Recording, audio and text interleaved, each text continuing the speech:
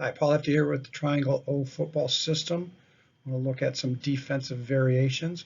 We'll look at first some variations from our 4-3 fronts and then some coverage variations as well. Let's take a look.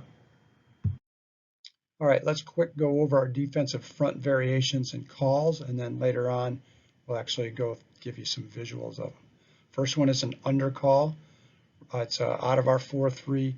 We're simply going to kick the front weak and roll the backers strong. Stack is just your classic 4-2-5, so we've got two backers stacked over the guards. Okie is a way to get into a classic 34 odd front. Bear gets us into that TNT front. And then last, Bama is our goal line. It's a 63 or 71 diamond front. Here then is our defensive coverage variation calls. We'll do the same thing here, go through the calls and then show you visuals of it afterward. Wolf is our cover 4, that's our base coverage. Cover 3 then is a trips call we like to use against a 3-1. Cobra is a cover 3, but now the corner becomes the force player and the safety becomes the deep cover. Toto is classic cover 2, and we do a soft cover 2, soft corners. Uno is where we're going cover 1, one high safety, man under. Zorro is when we're going completely man, one of our blitz pressures, so we're cover 0. 5-0 is a combination now. We're going to go cover 4 to the strong side, and then the backside corner, we'll use this against 3-by-1 sets. He's solo man-to-man, so that's how we get 4 plus 1 is our 5-0, cover 5.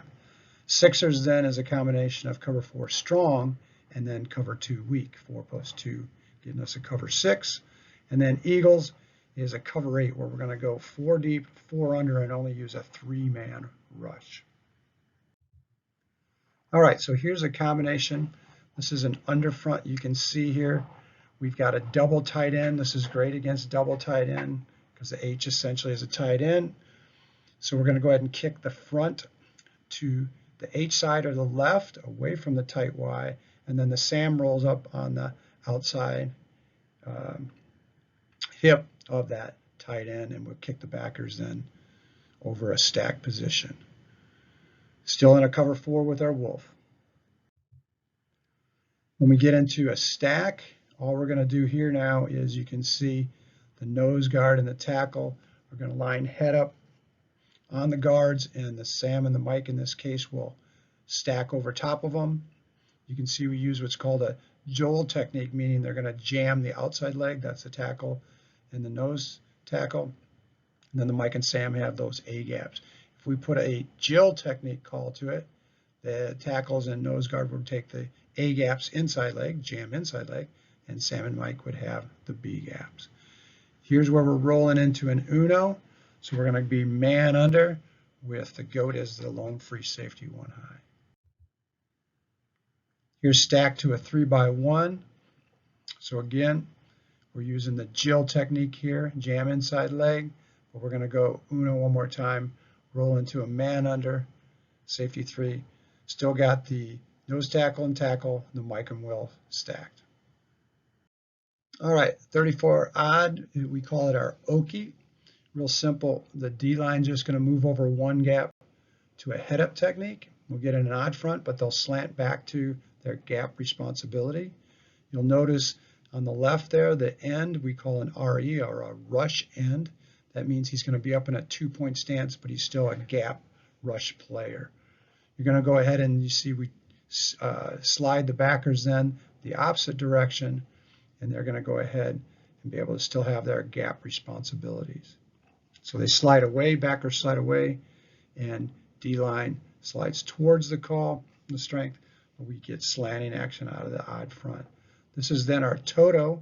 This is a soft 2, meaning the corners are going to give a little ground and be soft, give the illusion of their same cover 4 technique, but then the goat and the ox are going to be responsible for the deep half, and the cat and the dog ultimately responsible for the flats. This is our Okie again, but using it with the Cobra coverage. So again, we've got wide right, the strength is to the right, So we're going to go ahead and kick the front over so that they line up over the center and the tackles. They're going to slant strong. The rush end now is the strong end in his 2-point. We'll kick the backers away weak, still have our gap responsibilities the same.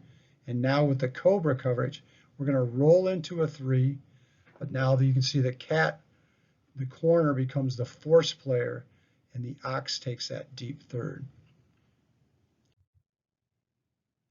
Again, here's our Oki with a Sixers call against a 3-by-1.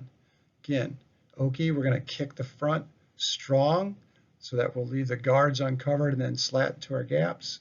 We're going to kick the backers weak so we balance it up. We're going to go into a Sixers, a combination coverage, where we're going to be to the strong side or the 3 receiver side playing cover 4. And to the weak side, we'll stay in a soft 2. Great combination coverage. We can go Oki with an Eagles. Real simple here. The front, we're wide right, but Oki left because the strength is to our left, the H-back. Again, the front kicks that way, slants that way. Backers slide weak, so we balance up numbers. And now with the coverage, though, we're going to go with a cover 8 Eagles, meaning we're going to stay in our 4 deep on the back end, but we're going to go ahead and drop the rush end now so that we get 4 under and only rush 3 D linemen. We can go Oki Eagles out of the 3-by-1. Same thing, we're going to kick the front now to the right, slant, backers slide weak. We'll stay in our cover 4 on the back end, but we're going to take that rush end and drop off because we're going to be 4 deep and 4 under. Eagles means cover 8. Next one's our bear or TNT. All we're going to do with this to keep it really simple is we basically are in our stack front where the nose guard and the tackle are over the guards, but now the Mike will go down into a 3-point or a 4-point over the center, and his whole goal is to take his same gap responsibility out of the 4-3, but just go ahead and penetrate and cause havoc. We don't want him to be hitting and reading necessarily. You can see we're still in a wolf, so we can go right into our base coverage. So it's a very easy way to get into a TNT look. Now, if you don't have a Mike that you feel can be effective there, then you would player substitute and bring in a defensive lineman or a 2 nose guard there. Here's our bear with a 5-0 coverage. This is great against 3-by-1s. Again, the Mike just goes down to that nose tackle, so we get our TNT. Simple way to adjust. The coverage then with a 5-0 is where you're going to go ahead and go cover 4 to the 3 receiver side, but then we do what we call a blue man, meaning he's solo man, the dog on the backside on the X. So we have that free safety as a cover 1 in the middle, and we're still our cover 4, gives us our 5-0, 4 + 1. For our goal line, we get into what we call a Bama. This is just a classic 71 diamond or a 63, whatever you want to call it. But you can see now we're going to have the nose guard and the tackle right on the hip each side of the center, and they want to pinch and penetrate.